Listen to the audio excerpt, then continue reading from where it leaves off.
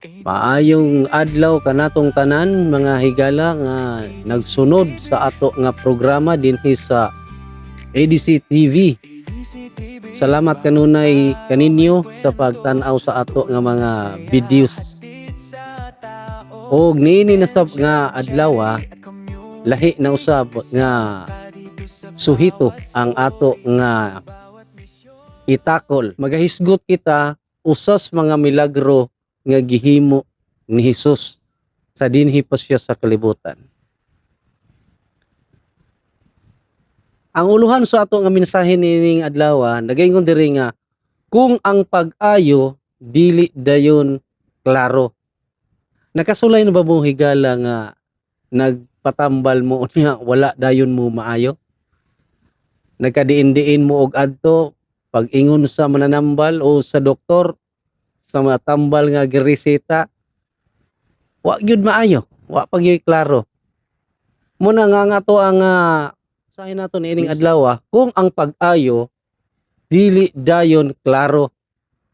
Nagahisgot ini sa usa ka sugilanon diha makita sa Marcos 8:22 ngadto sa 26 nga nag usa ka buta nga giayo ni Hesus apan sa iyang pag-ayo wala dayon kini maayo.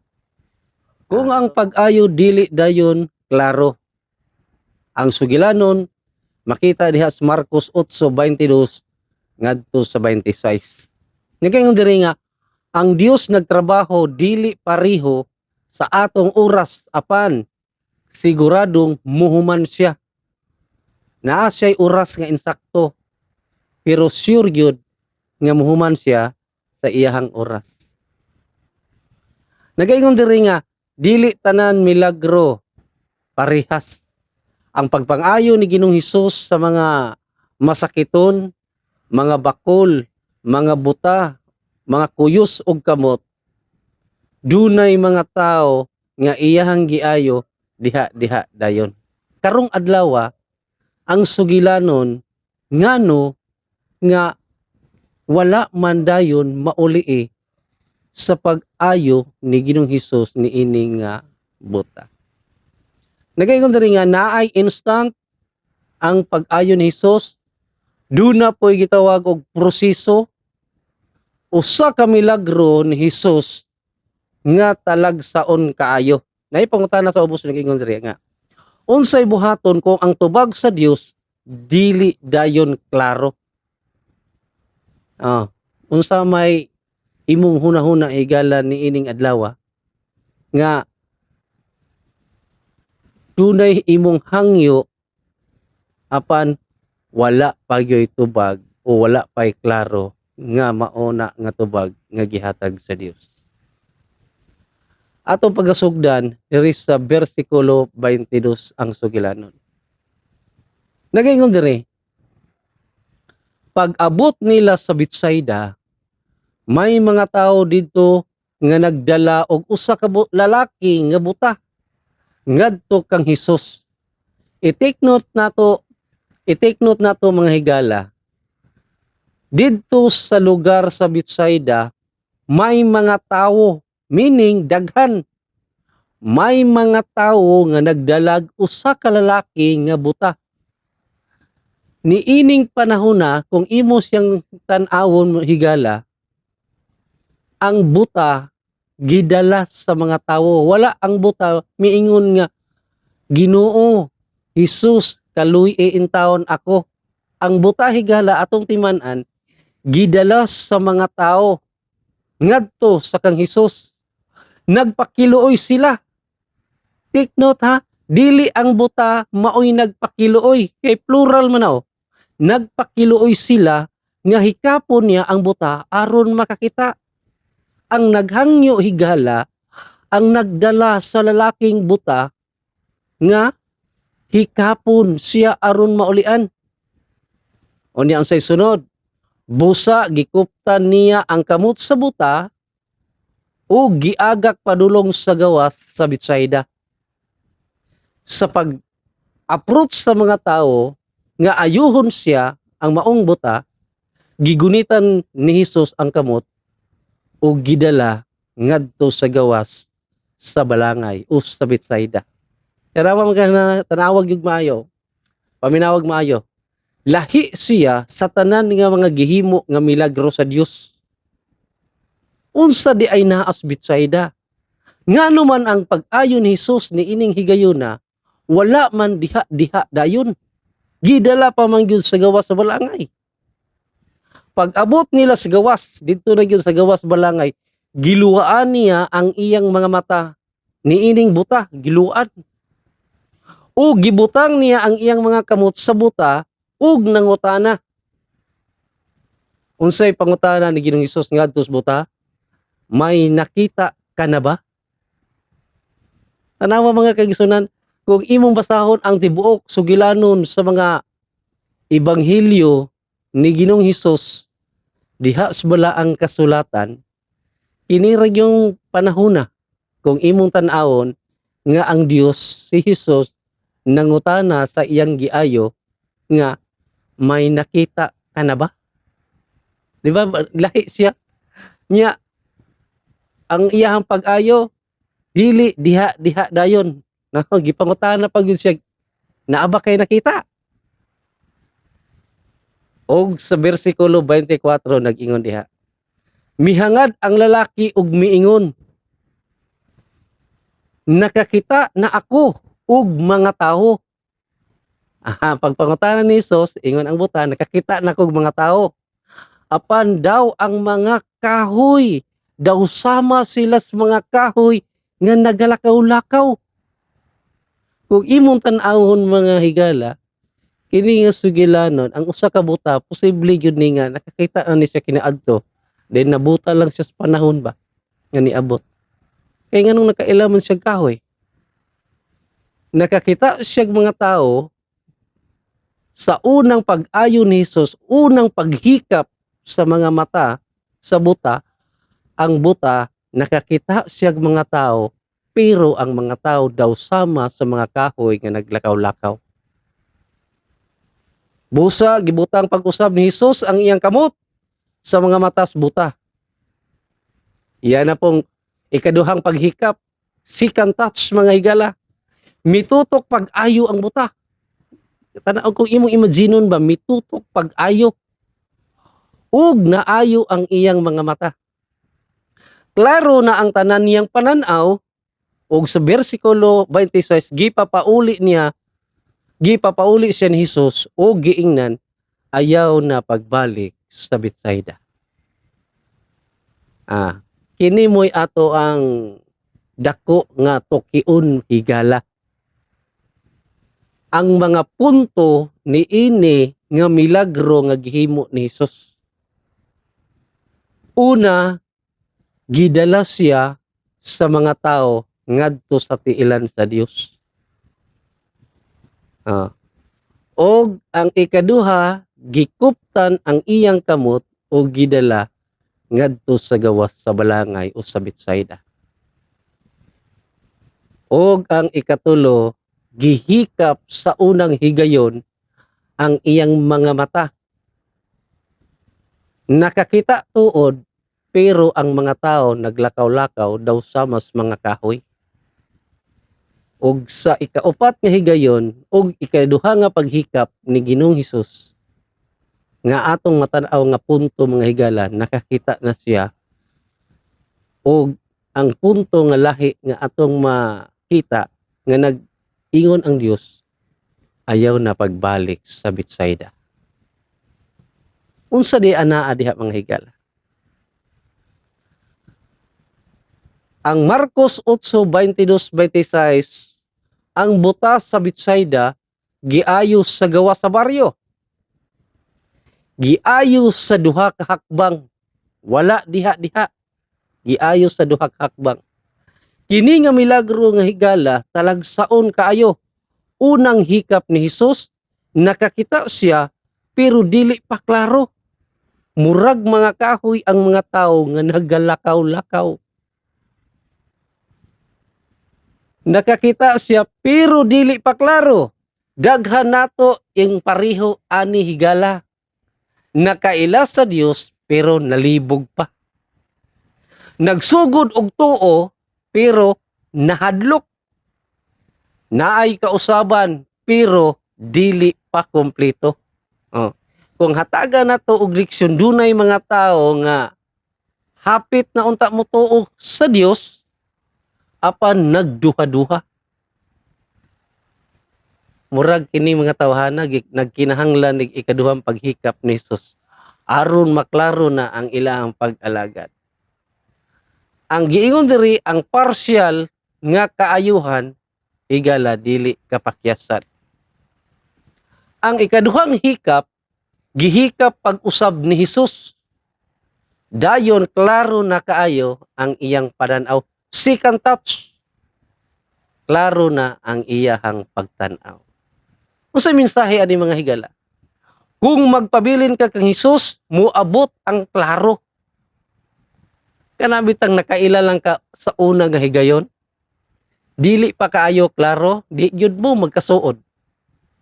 Pero nagkaila mo sa una, unya nabalikan sa ikaduha, unya nagkauban mo, puwerte na gyud mong suura. Nganong gikuha sa gawa sa baryo? Nganong gikuha man dito? Aron malikayan ang negatibong tingog. Daghang mga tao, posible tong mga tao nagtan-aw lang sa milagro. Unya ang mga tao nga nagtan-aw niingon to nga, be tan-aw nato be. Ato ning dad-an og buta si Hesus, tan-aw nato ni og maulian ba? Aron mawala ang negatibong mga tingog sa palibot sa mga tao diha sa lungsod sa Betsaida, gipagawas ngadto sa gawas.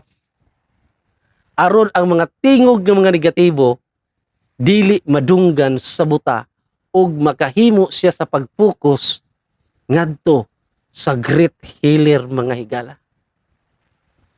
Ikaduha, aron maputol ang sayop nga naa sa palibot. Daghan kayong mga hungi-hungihong. Kini. Ang uban nagatan-aw lang og daw magic. Pero ang naas palibot igsoon wa gyoy pagtuo nga kini maayo sa Dios. Mao na nga gusto ang Dios mga higala nga ayuhon ta sa hilom. Kay ang gahom sa Dios sultihan mo nako dili sundayag. Gusto ang Dios nga moayo nimo og kanako nga ikaw ra ang nasayod og ang Dios. Dili na niya gusto nga ipakita. Dili parehas aning ato ang naa sa social media nga gipakita gyud diha, gipasundayag gyud diha nga maulian, pero dili gyud kumpleto nga pagkauli, partial ra. Pero pag uli sa ilang balay nagantos gihapon. Pero ni ining higayuna gusto ang Dios nga dili partial ang pag-ayo niya sa masakiton.